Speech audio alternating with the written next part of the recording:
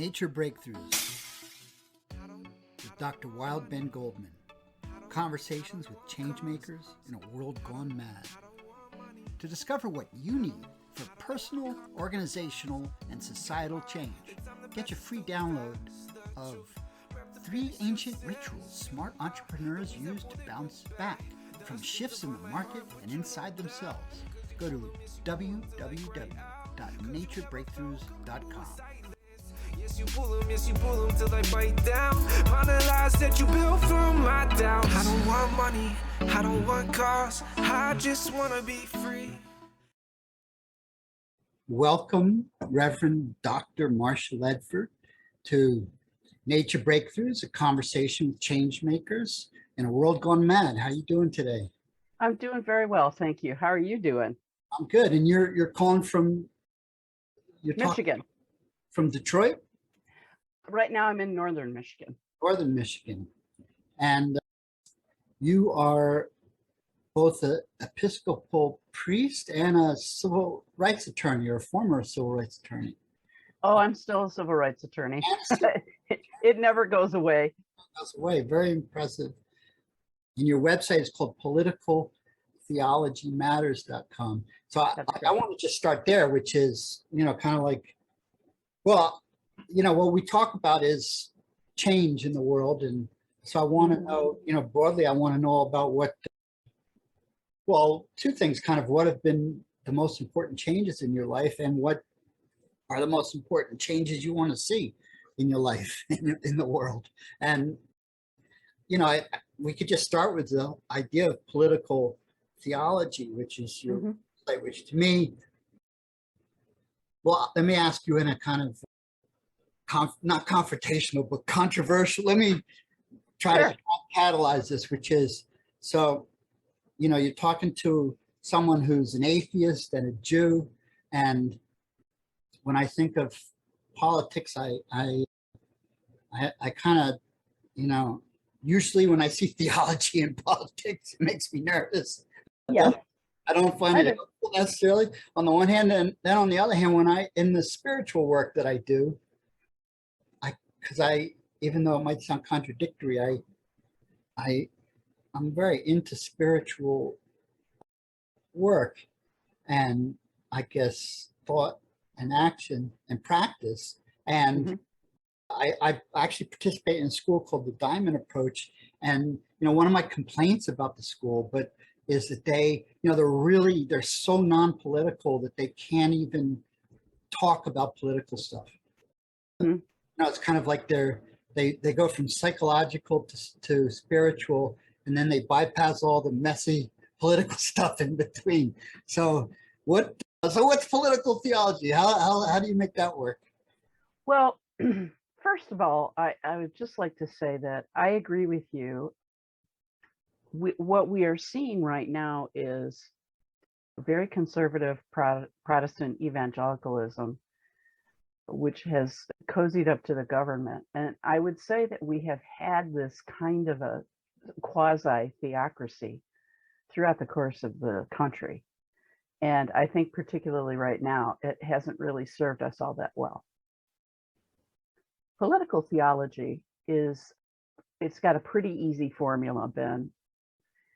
It involves, first of all, taking some sort of a faith teaching or belief and expressing it in the public square as part of the democratic process, as part of the public rhetoric for which, we hopefully make better laws, we make better policies that help the most people in the country.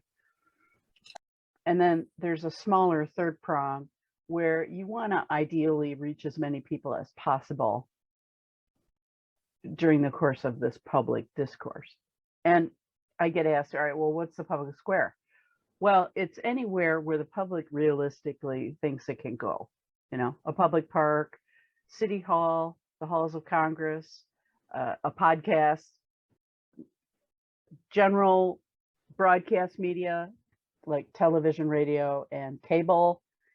Any of those places where there's some sort of public airwave involved is where we want to speak our message. Now, people say to me, well, you just want to establish a progressive Christian theocracy. And my answer to that, well, is of course not. Well, maybe a little. But what I really want to have happen is for progressive Christian ideas to make it into our public square for debate. Because typically what happens is the most vocal Christians in the United States right now tend to be evangelicals. And they preach and teach a brand of Christianity, which I often do not agree with. We have some very common denominators. But for progressive Christianity, which is more inclusive to women's ordination, to gay ordination, to gay marriage, to environment care, creation care, a woman's right to have safe medical reproductive care, including abortion. The Episcopal Church teaches that any abortion has a tragic dimension, to which I agree. But the church is also unequivocal in its support of women getting good medical care, safe care. So these are some of the ideas that I would like to see progressive Christianity bring more to the fore, because typically we are sort of always on the back foot. Like if we're in a boxing match, we are on the reactive instead of putting our ideas out there for discussion and debate. Jesus taught repeatedly, take care of one another, feed my sheep. And of course, this draws from Torah. It's not that we want this to be the controlling tenet, but we want to be able to be vocal about what we think. And I believe all the voices need to come together as part of the democratic process. We've become very bad at democracy, which is partly why we saw what happened on January 6th. We just have a tendency to get into shouting matches with each other instead of really listening deeply. Doing the work, the hard work of civil discourse, where you listen to where other people are coming from, and then you find common ground to work together to resolve the problems of the day. So that's political theology in a nutshell. Is that helpful? I'm not sure. I mean, I guess when I observe the kind of politics, would feel like Christian politics in America, I just kind of want to avoid it. Of course. And it's like when you talk about just take something like abortion, it just seems like there's no resolution. There's just no meeting of the minds. It's just like I don't even want to. I want to avoid it. I mean, I don't want to. I don't know how to. I don't even know how listening can get people moving together. Right. It's so polarized that there's no, I don't know. I just don't know. I don't see how. Well, I guess to speak to your thing, I don't see how bringing God like into the conversation even can help overcome the bridge between the perspectives, whether I don't know, regressive versus progressive. I don't know even, if that's how, I don't know that the evangelicals would consider themselves regressive, but they would consider themselves, let's say, conservative versus progressive. But it just seems like, it's almost like, could we like just put that aside and figure out how we can help each other, or right. Okay, so John Stuart Mill, philosopher from the 1800s, said that in open debate, we arrive at the truth. And that is a foundational belief of mine as well. I think that what we need to do is, in a more non-confrontational way, introduce other ideas so that we have sort of a buffet, if you will, of ideas. And you mentioned you're atheist, you bring your perspective into the conversation. Maybe you're speaking as a Jewish man. Maybe I come in and I talk about Christian precept. All the major religions of the world have some aspect of do unto others as you would have them do unto you, which is what Jesus said, and it derives directly from Torah. So it has very Jewish roots to it, which is to care for the widow, the orphan, the stranger, and the poor. We need to bring all of these ideas together and talk about them and give people some options. I think one of the best reasons for lots of perspectives to be introduced in the public square is because I worry that our society is losing its ability to think critically.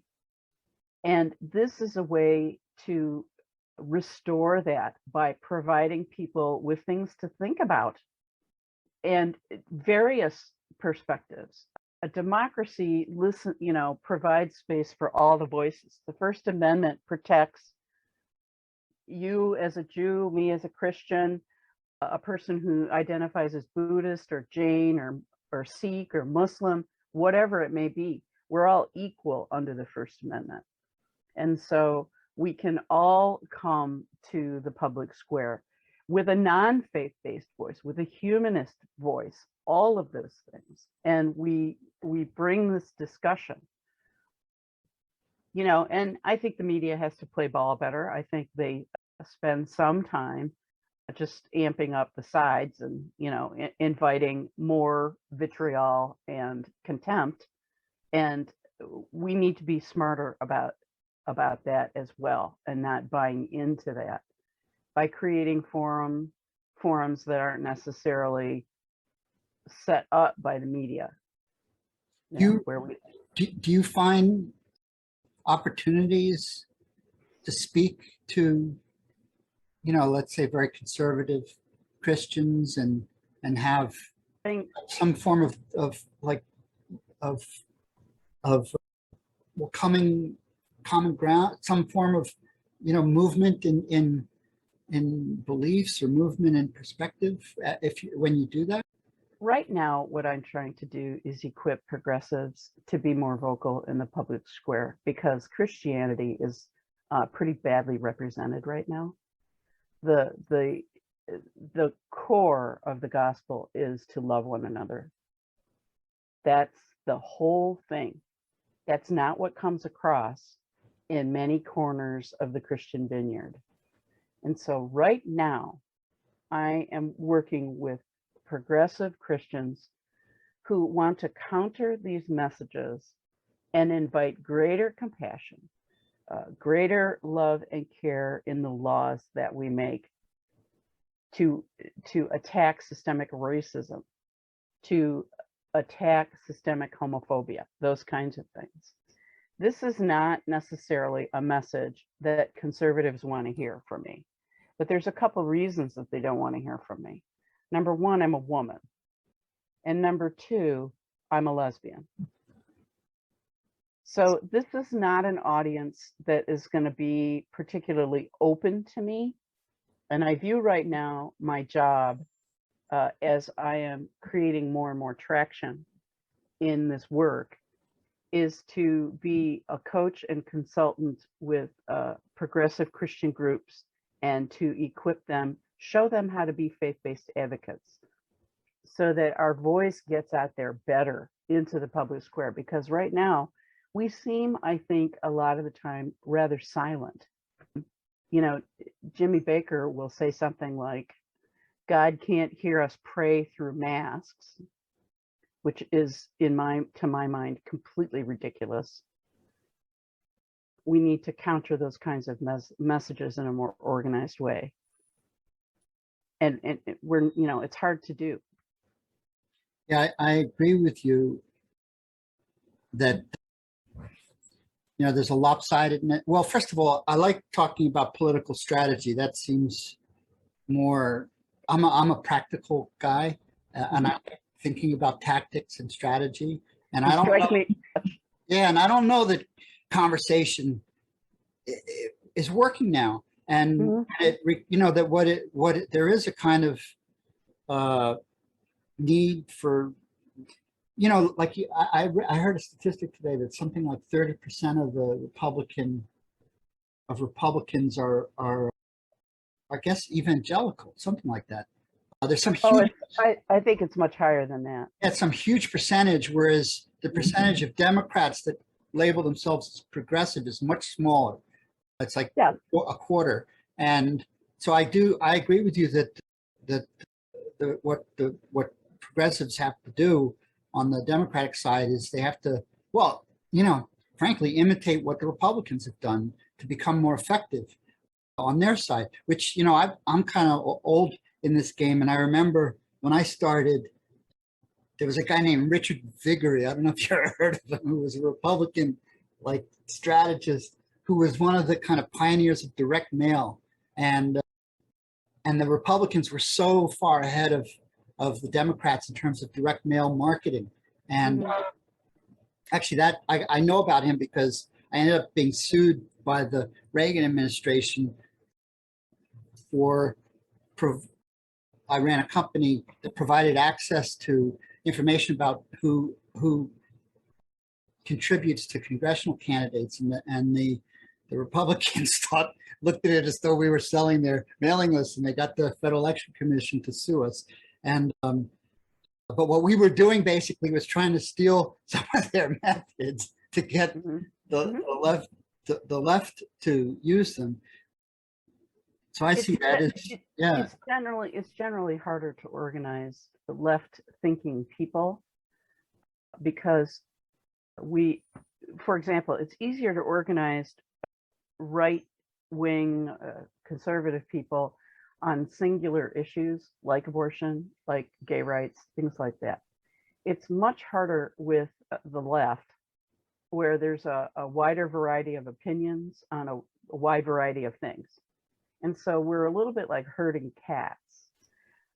It's harder to get us galvanized. Although I will say that I think, for example, the lynching of George Floyd, the, you know, exposing police brutality and racism, that seemed to have a rather galvanizing effect on the left.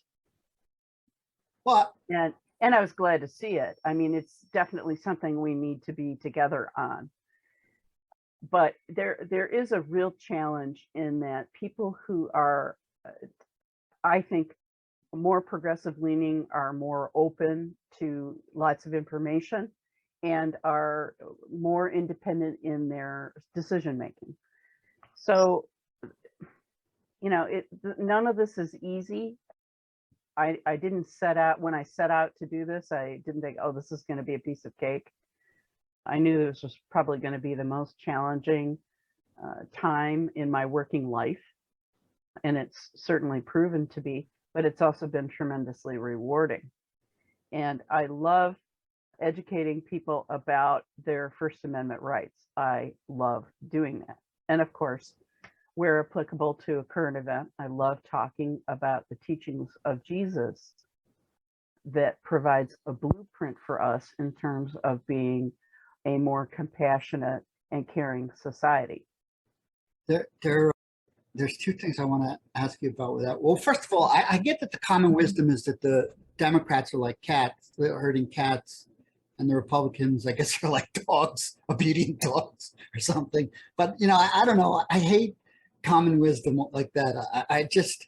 I'm not, you know, there's two things I want to ask you. One is I'm fascinated that you were trained by Industrial Areas Foundation, IAF, which was all about, you know, working through local, especially religious organizations to help communities in a kind of non-partisan way identify their self-interests and develop their own like community-based power.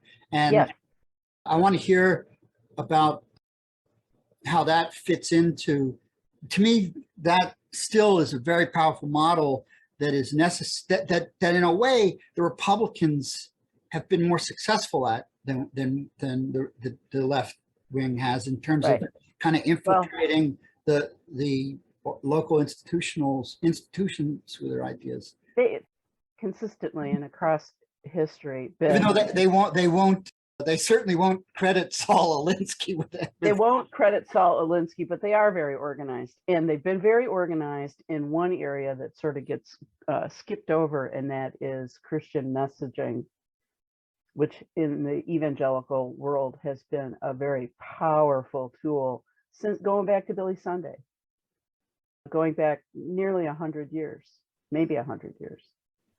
And that sort of underground messaging system, it's partly why we had January 6th, in my opinion. What did you say, Billy Sunday? What? 1920s. Tell me. Anyway, well, they started doing sermons on the radio. Of course, all we had back then was radio. And they started little by little building up these little Christian networks. And they have basically, I don't know a lot about the history, but they have basically, consolidated and become like a giant media conglomerate. And, evangelical Christian messaging has been very readily accessible to people, particularly in the country, in the South. And it has helped to formulate this sort of hybridized American Christianity and we saw it rear its ugly head on January 6th.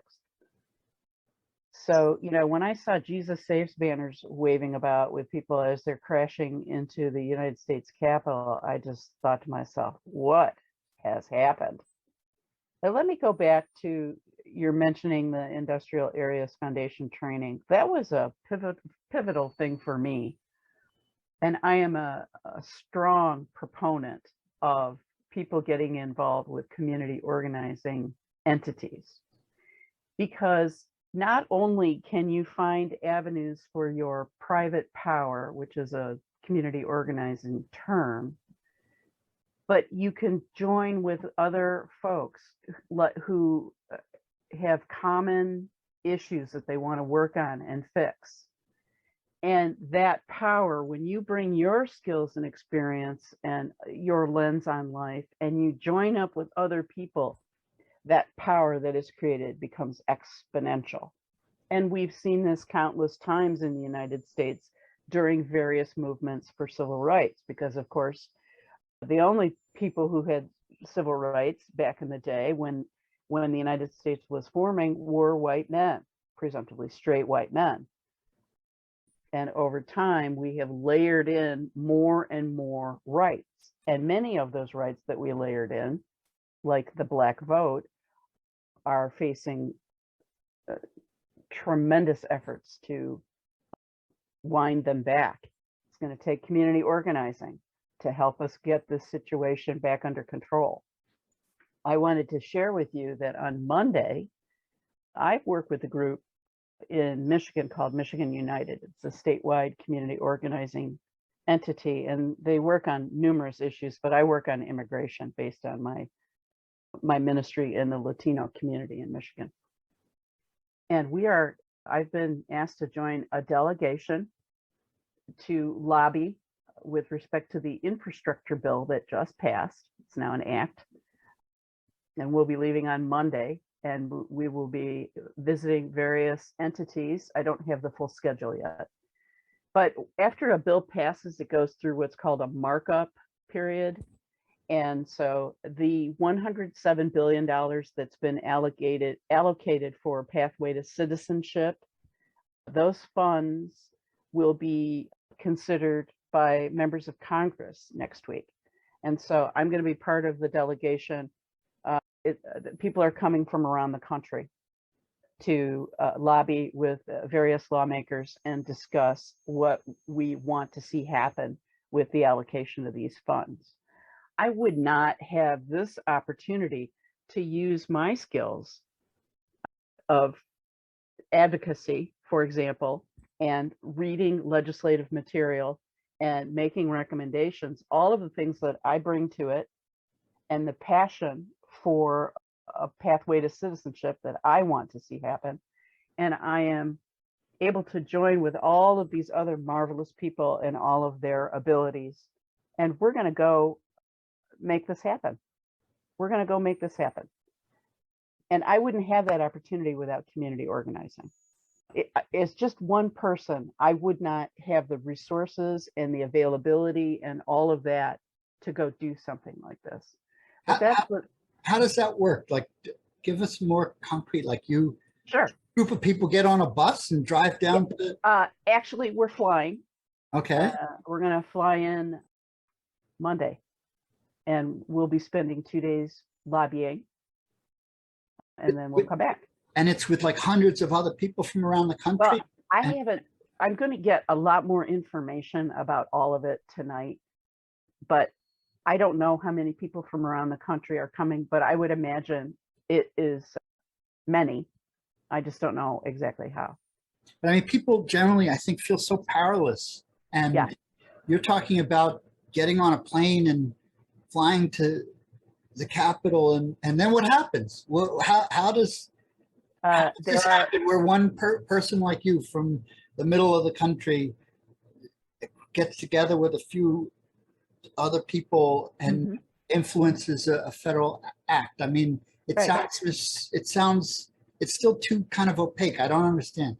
Okay. I mean, I've been there, so I kind of do, but I don't know that anyone and that most people would understand. How does this work? Well, there are, if you Google community organizing groups near you, you'll find them. And some of them then are faith-based and some of them aren't. And that's fine. If a group is working on issues that are important to you, even though they don't look at them through a lens basis, a faith-based lens, that's fine, because you're still working on the issue, right? Not all of us have the luxury of having faith-based community organizing entities near us, but a lot of us have secular ones. And so, you know, I have been working with Michigan United for years. And I dedicate a lot of time and energy to the work that they do because I think they're marvelous and they address issues that are super important to me, like immigration reform. And it's the same for all of us.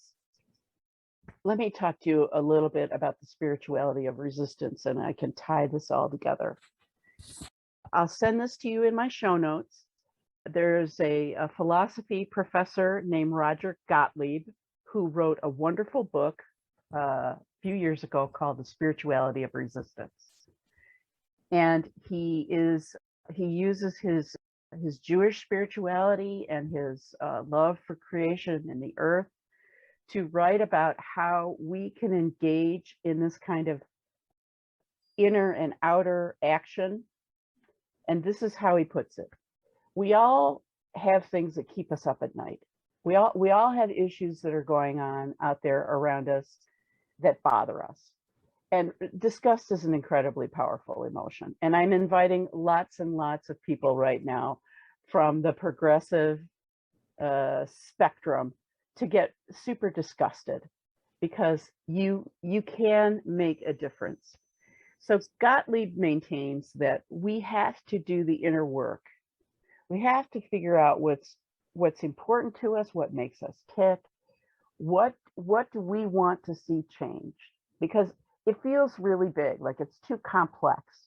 And that's one of the things that the IAF training taught me, Industrial Areas Foundation, is that yes, we are all each individuals, but when we amass our abilities, we are incredibly powerful. And you can find a place to plug your private power, your skills, abilities, education, life experience, and the things that you want to fix. And you can find a group.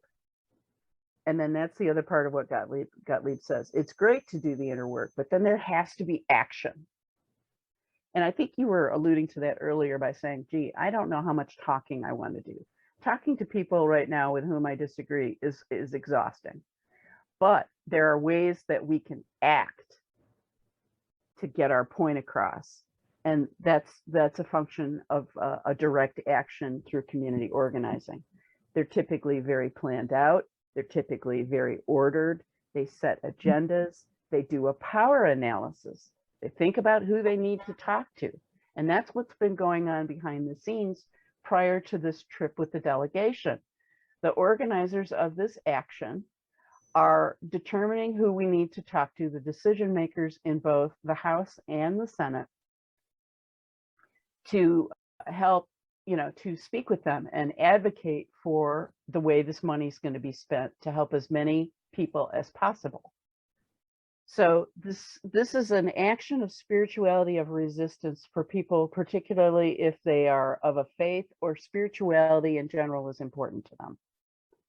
So that's what's happening all around the country. The organizers of this direct action are figuring out who to talk to. They're analyzing the power system, and then they're going to equip their folks with what to do and say and who to talk to. And that's where I come in. So I love this. So when you've done the power analysis and you've identified, let's say, this congressperson or this senator, and you're in Washington, then I assume part of the power analysis is figuring out who or how to get them to listen. I mean, like what button to push, right? And meaning partly, I guess, who needs to be in the room with you, or which what I assume is either people, or money interests that would make a congressman or a senator open the door, and then you have a very specific legislative agenda, so that you would have had to have understood. Well, you need an attorney like yourself to kind of understand how the law needs to be written. And so what is give an example of what? Well, can you? Some of that might be too, too. Yeah. You may not want to disclose, but what would? Can you give an concrete example of like a specific thing that you want to see in that law that is not there now, or that may get tossed if you don't show up? Right. Well, obviously, we want a path to citizenship for DACA recipients, for our dreamers. Most of these folks were brought here as little children, but they've grown up here. This is home to them.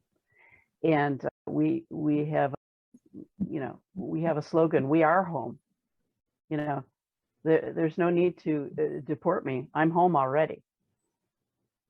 So what we want to be sure and do is get as many people as possible a pathway to citizenship, a green card, for example, and get them, moving towards full citizenship. And so obviously I can't talk a lot about strategy. And I think I mentioned a little bit ago, we're having a meeting tonight, and I'm going to learn a lot more about specifically what we're doing, who we're going to be talking to, and, all of that.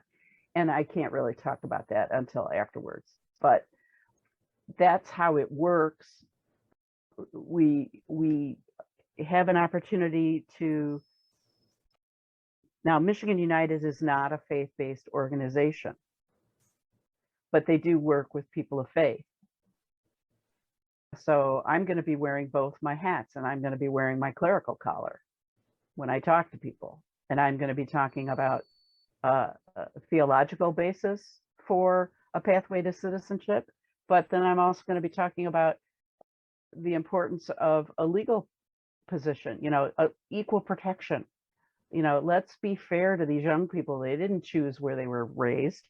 Oh, I'll be wearing my collar, yeah. There is pageantry involved in such action. Well, I'm not wearing it today. I'm wearing it in my headshot.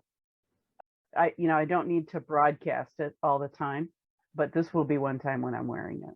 Yeah, it sounds important. So I guess let's bring it back out again. So mean, it's fascinating. I think we don't discuss this we don't hear about this kind of thing enough. How citizens actually can influence. There's so much apathy. There's so much distance, and it's part of the whole size of the country and the what do they call it, the the wealthy get wealthier. I mean, the vision, everything seems so out of reach now in a way. And it seems out of whack too. Out of whack, out of reach. The imbalance is just really profound. But there are ways to work together to make change. Look at the Reverend Dr. Martin Luther King's movement. Look at Cesar Chavez and Dolores Huerta with the United Farm Workers movement. Look at Elizabeth Cady Stanton, who wrote the Women's Bible. That was very, theology was very much a part of what she was doing for women's suffrage. All the major events in our lives, and I've been a longtime community activist for LGBTQ equality. The Obergefell decision that allows us to marry now didn't just fall out of the sky. Let me tell you, a lot of blood, sweat, and tears has been shed to get that decision. So it takes work. It's slow. It ain't easy. But over time, you will prevail, because what is the expression? The arc of justice, the arc of history, long bends towards justice, and it does. It truly does. And maybe you and I need to have a follow-up show where I could talk a little bit about what happened. Yeah, I would love that. I would love that. I mean, I know for me, I guess I've become discouraged in my life. I do a lot less action. I'm much more, I've turned inward. Well, before, when I was a younger man, I was all about action. That's all I did. And I didn't do any inner work. I didn't even kind of know it existed really in a way. And I guess I just burned out. And, but one thing I wanted to mention is that I ran for office once. I ran for the mayor like a mayor where I live, and my campaign manager and I live in a town that they have nonpartisan elections. You're not allowed to be part of a political party as part of that. That was something that the reformers did in the 70s, I guess, to try to undermine the power of political machines and the corruption of the political machines. It didn't work, but anyway, so nobody was affiliated with a party, but I hired a Republican strategist to be my campaign manager, who was a lesbian, a Republican, a gay, Republican woman, and I was like, how can you possibly be a Republican? How can you be a Republican? Because she was very progressive, and she said, well, part of it had to do with her background and her upbringing, and that's who her people are. But part of it was that she felt she needed to fight. She wanted to try to fight it from the inside, and I guess I'm just bringing this up because, well, I lost that election and my whole slate did, and it was so ugly. I mean, the dirty tricks and I'm talking about my campaign people getting beaten up, and just, I can't even tell you the kind of disgusting things that happen here. And it's just like, well, and also then I haven't kept in touch with that woman, but I mean, I still can't believe if she's still a Republican, it would make my head explode. But she probably is. But you need the patience of a saint to do this, I think. Yeah, I think it's getting increasingly difficult to be what used to be called a fiscal Republican. I think that's very, very hard these days. Or she was kind of like a mole or something, like a yeah. I don't have that kind of strength to fight from within the GOP. That's not going to happen. And nor am I going to run for office. Somebody asked me in a podcast recently if I wanted to run for office. I hear you. And not to be depressing, but another thing that has worn me down is I've done a lot of work in civil rights as well. I did instrumental work in helping to create the field called environmental justice. But I found that in some ways they wanted to keep me a secret because I wasn't the right complexion. that I couldn't really get credit for the work that I did. Mm-hmm. I had to step back. And I know that through IAF, and I know like I was trained by like the Jesuits in the South in the IAF field, and that's when I learned this idea of like the community organizer being invisible, you know, that the organizer promotes the community, the leaders of the community, and and a great community organizer is like a saint. You don't even know they were there if they do a really good job. Yeah. On the other hand, so I kind of had that in my head, but years later, I'm still resentful that I didn't get the credit for what I had done, and I didn't sign up for it to be a saint. Yeah. Well, I mean, I think we all like to be acknowledged for the work that we do. And of course, when we are working on race relations, for example, and you had mentioned something about maybe because you're white, it was desired that you have a less prominent role. And this is something that I do talk about, because any marginalized community, and I can speak about this despite the fact that I'm white, but I'm also a lesbian. And so, you know, people write books about inclusion and the importance and whatnot. And when they write about them as straight people, as allies, that's all well and good, but it's very important for us to get our voice out there. We have to talk about our experiences, because just like people of color, unless you have lived under this sword of Damocles hanging over your head all the time, you have no idea what this is like. And so when there is a movement within a marginalized community, it's very important for the leaders of that community to come to the fore and be the spokespeople for it, which is one of the basic premises of community organizing. Is like you said, a really good organizer will empower the leaders of the community from within, and they will do the heavy lifting. And it's up to us as members of the majority, as holders of white privilege at times, to stand back and, you know, work shoulder to shoulder, but, you know, take a back seat. And we are not used to doing that. That I'm not trying to take away from your accomplishments, Ben. I'm not saying that at all. I think it's important that everyone needs to be acknowledged, because everyone needs to belong. That's a very deep, primordial aspect of being a human being, is to belong. And when you're not acknowledged, that can feel really bad. But I do think, and if you haven't read Paulo Freire, The Pedagogy of the Oppressed, I highly recommend that book. I'll put it in my show notes. And, you know, the part of our spirituality strengthens us, I think, when we do that work, to maybe not be right at the fore, to maybe not be, you know, the key player, but an important player just the same.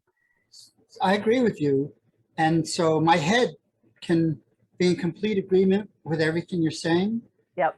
And yet my heart still says this was not right. Yeah. What happened with me. And you know, well, I mean, like the role I played was I did a study that proved that the first national study that proved environmental racism existed. But I wasn't given proper author credit in the way that I was legally supposed to get it. And and then it took about 20 years for the people of color in the movement to replicate my work. And so, you know, in a way I did what I was supposed to do as a good organizer. But on the other hand, it was still wrong that they didn't recognize that I was the one that did the original work. And that's not cool. Yeah, it wasn't cool. But on the other hand, I had I had that intellectual perspective that you're talking about in my head. So I kind of backed off and just kind of at a certain point decided not to make a big legal stink about it. And I kind of waited, and it's now, I don't know, what is it, 80s, 90s, 40 years later, and it still bothers me, which really surprises me. And do you ever read a book by Larry Rasmussen? Have you ever read Larry Rasmussen? No. Oh, that's another one. Okay. You and I are going to have some fun talking books, I think. And it's happened to me later too, I worked in Newark, and as the head of arts organization there, and the racial tension was just so intense, but also contained, so nothing was, it was rarely explicit. It was always like a sub theme, and at a certain point it got the better of me, and I left again. And again, I feel like I was erased, even though I did fantastic work there. But this is kind of talking about me, but I'm kind of, the other thing I want to say is that what you said about belonging is true. And as a Jew, I don't feel like I belong to the white race. And so the assumption that most Jews, as well as non-Jews, have that we're white, it just doesn't sit right. And well, it's just part of it. I don't know. I'm starting to write about this now, but I don't really, part of me doesn't want to write about it. It feels like kind of the dirty underside of stuff. And some, it's kind of like the abortion things, like some things are better off just leave it. Well, in a corner. I think when things are left just to fester, it's not good. Yeah. And your story and your voice is important. Yeah. And I think that you have touched on something that is especially important. I know you're not white. I know you're Jewish, but you look like a white man if somebody's just walking past the street. That's why I said that. Yeah. But I understand why you don't feel a part of this system, because while you may present as white-ish, for example, you don't enjoy the same privilege that goes with, waspy whiteness.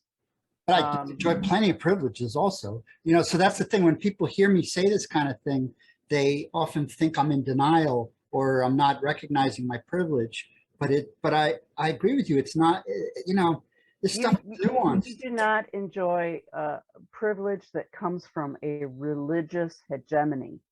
Yeah, people do not understand the degree of anti-Semitism that still exists in this country. And we used to have title restrictions where Jews couldn't own property. Yeah. There were all kinds, and this was after the war. This was after World War II. People don't understand what it's like to live as a Jew in the United States and the degree of anti-Semitism that we still harbor. And how internalized it is. And how internalized it is. Now, it's part of why this is all difficult, and still it's not settled for me. I understand. And it comes up in relations with people of color where there's assumptions. I did a podcast interview with some young African-American people, and it was interesting. Towards the end, we talked a little bit about this, and you could hear their assumptions about Jews that were just like, I had to, it was just kind of like, it's still a little startling that how prevalent it is. Did they understand you were Jewish? Yeah, that's how it came up. Okay. Wow. So, and I think Catholics have had some parallel experience with this, in that, when Catholics first started immigrating to the United States, they faced a lot of discrimination also, because the United States has been overwhelmingly Protestant Christian since well before its inception. And there are three threads that are woven into all of this. And it comes from the philosopher John Locke, I think, where there was this three-part given about the United States as it formed, that it was for free white men, presumptively straight white men. It was going to be a place of limited government. So basically you could do whatever you wanted. And the third thing was the control of the moral compass. It's Christian. Which is a Christian moral compass. And it's not necessarily biblically derived, but it often is. So with respect to LGBT people, although I've written extensively about the misuse of the Bible against gays. So this three-pronged foundation is still very much with us, and we saw it on January 6th. Yeah. White men doing whatever they want and controlling the moral compass. And they've deemed, abortion and gays are the cause of all of our ills, and Black people don't really count. Yeah. It's when you hear it so boiled down, it's almost unbelievable, but when we know what the enemy is, when we name what our issues are, when we do the power analysis, we can do something about it. Yeah. And another thing I don't know, I feel like mentioning, because you mentioned the LGBTQ so much, or not so much, but that's been part of what you've said, is that one of the things I'm doing now is I run a support group for family and parents and loved ones of transgender people, because I have a trans son, and I find myself kind of in the same. I find myself kind of repeating. It feels like, where I'm not transgender. I am again an ally, and yeah. Mm-hmm. And I am again and I can see myself again doing the same thing, which is trying to set things up so that the group is run by people who are transgender, people of color, more diversity. So it's not just me, but I can see that what will happen is that I'm ultimately I disappear probably again. And I feel like, it's like a spiritual lesson. I feel like somehow I'm doing it to myself. I'm trying to get myself to learn this lesson about, it's kind of like I can feel that I'm constructing these ego. I'm talking about myself so much, but that's it feels like it's happening again. Well, it's okay. We all go through these times. Absolutely. Yeah. I mean, part of why I bring it up is it feels like it's hard to know, what to do as a progressive. Let's say if you are, well, here, let me say it this way, is that I can feel, why I can kind of tap into, if I want to, the kind of straight, when you boiled it down, it's also another way to boil it down is it's kind of like straight, cis, white, male anger and rage, and that is trying to, or fear that's trying to make that's trying to make and it's trying to maintain power and keep other people down, right? Yeah. And I guess the flip side of that is it's hard to know as a progressive person what to do in life when you agree with the progressive principles, but you're not really, you see the reason why you can't be afforded a role in a significant way, because it's right. In a way, it's not your struggle. So I shouldn't say it's not your struggle. You hear the contradiction. It's such a contradiction. It's because everything is so incredibly complex. And I think that really vexes most people. It's like, oh my gosh, there are so many things messed up. Where do I even start? Yeah. Where do I even start? Hey, like, right. What can I even say without being wrong or without being right? And I'm in the process of writing two books. I'm writing a memoir that focuses on Linda's and my ceremony in 1992. And interwoven in there are the clobber passages that are used from the Bible to humiliate and, make gay people feel terrible. But I'm also writing a book that'll come out next year that is about how to be a faith-based advocate. And I talk about this whole process of engaging in the spirituality of resistance and finding avenues through which you can make a difference. And, maybe what we might consider doing, and of course, if you want to edit this part out, it's fine, Ben, but maybe what we could do is kind of walk you through the process if you're open to it. And maybe do some mindfulness meditation, which would be secular. There are forms of meditation that I think might help you. Are you? Okay. So, and then maybe find a group for you to get engaged with to, and do some community activism, community organizing, get involved with a direct action. I'll tell you, some of the most powerful moments I have ever felt are in doing direct action. That's true for me too.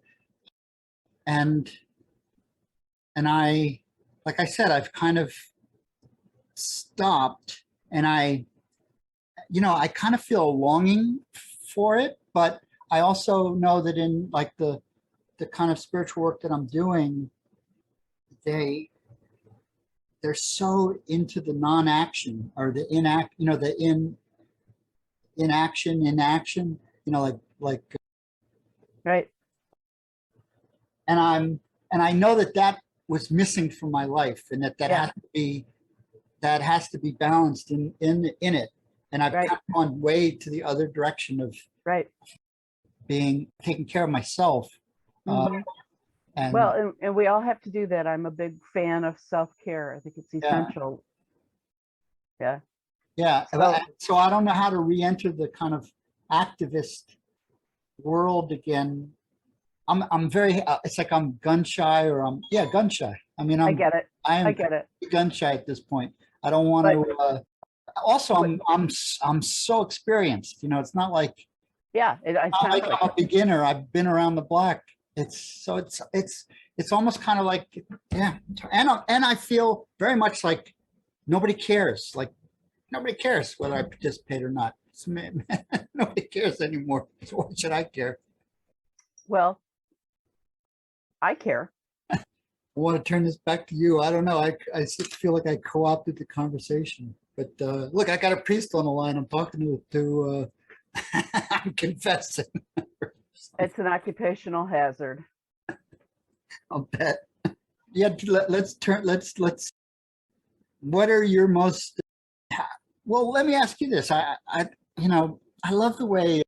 I don't know if you ever heard of Krista Tippett's on Being. She always starts the program by asking people how they were raised, like how they, how did you start this?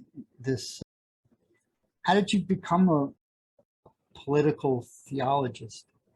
Well, I grew up in the church. Okay. I was very much a church kid. I was, always doing something. Part of the youth group, all that stuff. And my parents had a bad divorce, and that association really helped me navigate my teens and so on. And then, of course, I was coming out to myself as well. So I was in kind of a state growing up, and I got very angry with God, as a matter of fact, about, I knew that I was lesbian, and I knew that I wasn't going to be able to change, and I didn't know that I could stay in church. I felt like I was going to be made to choose between my faith and my being myself, being my true and authentic self. And then I met Linda in college, and we just had our 39th anniversary last week ago Sunday on the 5th. And we got legally married after 32 years of being together in 2014. So we had a wilderness time. She was raised Roman Catholic and I was raised Baptist. And so we just got away from church for a while because it was feeling pretty toxic and judgmental. But then we decided that we were ready to go back somehow. And we found the Episcopal Church, which is, if you were to walk in on a worship service, it would look like you're in a Catholic church. So the liturgy felt really comfortable, the worship style for Linda, and the preaching and scholarship was excellent. And so we stayed, and we had a ceremony in 1992 at a church in Detroit with the permission of the bishop. The only prescription was that we couldn't have the marriage blessing at the end.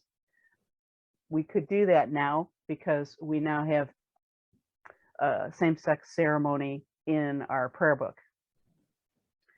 But, and then when the marriage equality stuff was going on, after the Obergefell decision, we got married in Washington state. Our state was involved in a big legal battle. 300 couples got married. We call them the Michigan 300. And then our governor stayed those licenses until the Supreme Court. And we didn't want to get caught up in all that. So we decided to go out to Washington where it was already legal, and we got married there. And what was the question? No, that was great. That was the question. And it just, I don't know if, well, what if so immigration is your top fight right now, or yes, we identify 4 areas of mission on the website for politicaltheologymatters.com. One is immigration reform, and so that's why I'm going with this delegation on Monday. There's also racial reconciliation, and I'm most interested, I was a criminal defense attorney for many, many years, and I'm most interested in the police reform and, you know, how we train and vet our police officers. I think that there's a lot that we could do that would help with the problem of white officers killing black suspects. The third one is LGBTQ inclusion and equality, and then the last one is human trafficking, prevention of human trafficking. It's a big agenda. Mm-hmm. My hat's off to you for your work and your commitment and just your perseverance, and you're an inspiration. I feel inspired to figure out a way to get back involved somehow in more than what I am currently doing. Although I am involved in certain things. You know, I have a saying. I encourage people. You know, people say to me, "Gosh, I've done this and I got burned out and I had to stop for a while." I've been through that. I've experienced that. This is not easy stuff. But look at it like a river, a beautifully flowing river, sort of gently going along. And I think that the social justice movement is very much like a river. And of course, you can quote Micah, "Let justice roll down like a mighty river." But we all enter the stream at various places, and we float for a while, and then maybe we have to get out because we've got a health issue, or we've got a family issue, or we're burned out, or we need to take a rest. So look at this work as a continuing river that we get in and out of at various places, and it's perfectly fine. I think the danger is that when we just completely stop. We all have something to contribute, even if we're just calling and bugging the heck out of our elected officials. I mean, that's an important thing to do. You know, I have a nice little download on the website on the homepage that helps you learn how to be more of a faith-based advocate in 10 minutes a day, less than 10 minutes a day. And there are things that you can do. So, and don't feel like you've got to, move mountains all the time. Get in the stream and do something small, and then get out, and then get back in and maybe do something bigger, and get out and then maybe do something small again. it's just important that we all take the gifts that we have, our strengths, our education, our skills, our life experience, and put them to good, to the common good. Thank you for that encouragement, and for people to find more about you and to find that resource that you just mentioned. Sure. Where do they go? My website is called politicaltheologymatters.com, politicaltheologymatters.com. And is there anything else people should know? Yeah, you can email me at marcia@politicaltheologymatters.com. You can find me on Facebook. Also, the page is politicaltheologymatters.com. I also have a Marcia Ledford author page on Facebook. And you can find me on Instagram at Doc Ledford. Same thing with Twitter at Doc Ledford, and LinkedIn Marcia Ledford. And I will keep Ben apprised of, when my books are available, and I'll send him lots of show notes that will cover things that we've discussed here. Awesome. Well, thank you so much for being a guest on Nature Breakthroughs, and this was a wonderful and inspiring conversation. I really appreciate it. Well, I'm so glad we met, Ben. I've really enjoyed getting to know you and having this discussion, and blessings on your audience as well. Thank you. Stay in touch. Okay, you too. Bye-bye. Bye-bye. Thanks for listening to the Nature Breakthroughs podcast with Dr. Wild Ben Goldman. To discover what you need for personal, organizational, and societal change, get your free download of 3 ancient rituals smart entrepreneurs use to bounce back from shifts in the market and inside themselves. Go to www.naturebreakthroughs.com.